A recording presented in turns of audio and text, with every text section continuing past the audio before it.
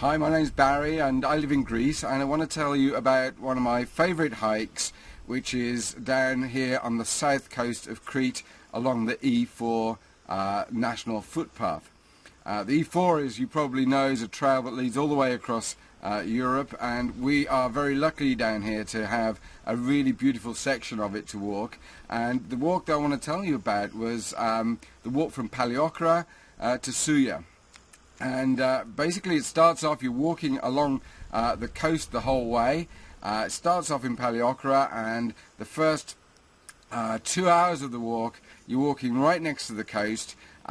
Fabulous places to stop and swim, one or two fabulous little coves, and it's, it can be very hot in the summer, obviously, and but you do need to have the right footwear, and you need to take a lot of water with you. So the first 2 hours, relatively easy walking along the coast.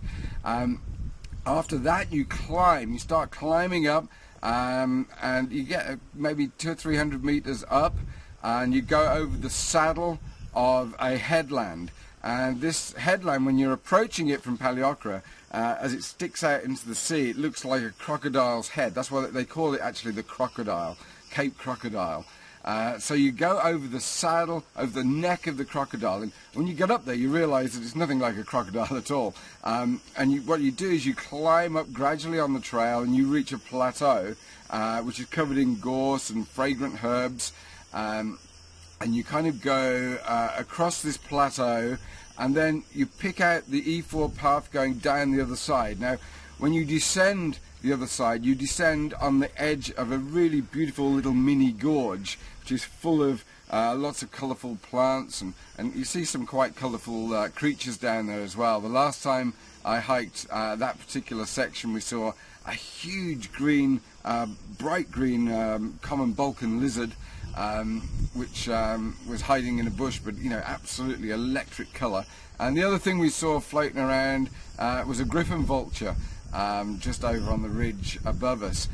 So absolutely fabulous, beautiful part of the walk. You descend all the way back down to sea level, and you're in then a very special valley. You're in the ancient sites of Lissos, and there are old ancient mosaics on the floor. There are ancient Roman remains all over the place, and you can fill up your water bottles there too. There's a natural spring, and one or two churches built on the site of ancient temples. From there you climb again at the other side of the Lissos Valley, and again go across a plateau, and then you descend into what is one of the most beautiful dry riverbed gorges down here on the south coast. It really is absolutely wonderful, and you descend through this gorge with amazing rock formations each side of you, and eventually you reach Souia. Now, the whole trip from Paliokra to Souia takes about 5 to 6 hours. So you really want to pace it out with a swim every so often, or a stop, or even camp overnight halfway would be a good option too. But that's one of my favourite hikes down here in southwest Crete.